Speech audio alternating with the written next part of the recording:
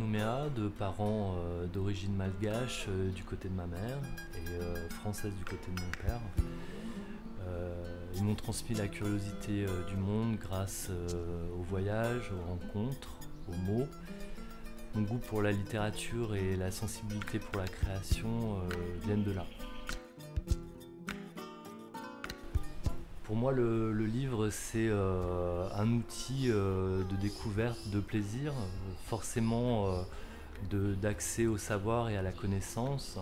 Le fait de vivre sur une île, d'avoir une vie insulaire, nous pousse tous à aller au-delà de nos frontières, qu'elles soient géographiques ou mentales, et que le livre est comme une clé. Donc il existait déjà un réseau de lecture publique assez dynamique, notamment au travers de la bibliothèque Bernheim et de son réseau, mais qui n'avait pas vocation à accompagner, à soutenir de manière dédiée le travail des écrivains et la réalité des éditeurs, et de manière plus large la professionnalisation de la filière du livre. D'où la nécessité de créer une structure comme la Maison du Livre qui soit pérenne et qui vienne en lien avec le développement d'une réelle politique culturelle du livre. Voilà, alors pourquoi la Maison Cellière? Parce que déjà c'est un lieu patrimonial emblématique, que le projet de restauration a mobilisé beaucoup de Nouméens et de Calédoniens, et que l'idée d'associer un lieu historique patrimonial à la création contemporaine et en l'occurrence au livre était pertinent pour permettre de construire aussi une création nouvelle qui contribue à la construction du pays.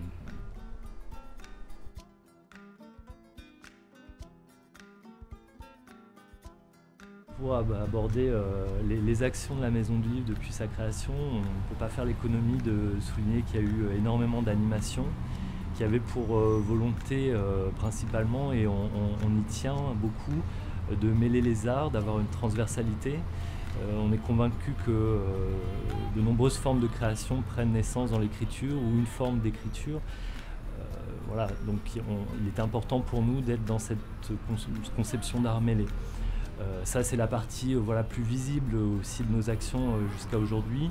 Il y a toujours quelque chose qui se passe au travers de l'écriture. Et puis il y a des actions de fond qui sont moins visibles. On peut en citer quelques-unes, notamment le pôle Lire un pays qu'on a accompagné avec l'association des éditeurs et qui a plus pour vocation la promotion et la diffusion des ouvrages, des productions éditoriales locales sur le territoire ou en dehors.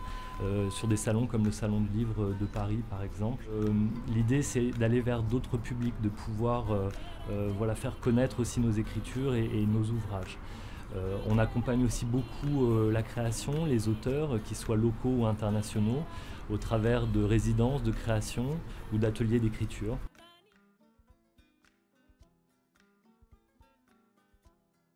Prendre l'exemple en Nouvelle-Calédonie des éditions de Grains de Sable qui ont été un pilier de l'édition locale et qui ont permis d'accompagner de nombreux auteurs avec une politique de collection dans plusieurs genres littéraires ou éditoriaux et puis d'être en lien avec les attentes du public.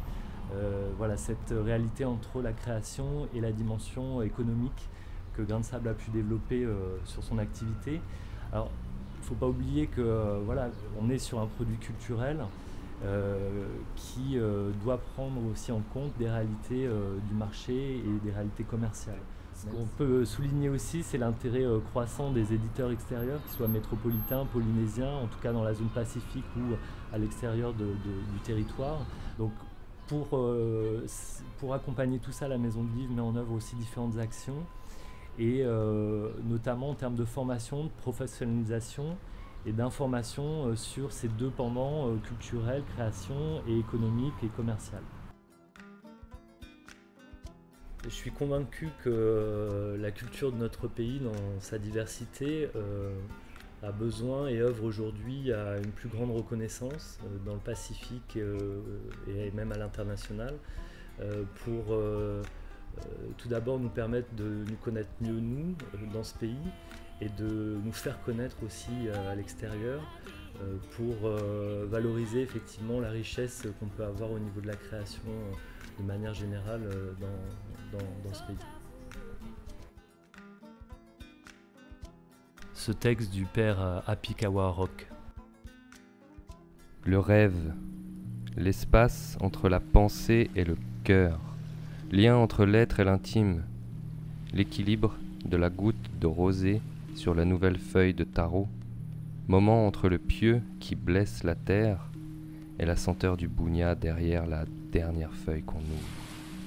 Dernier scintillement de l'étoile avant le chant de l'oiseau.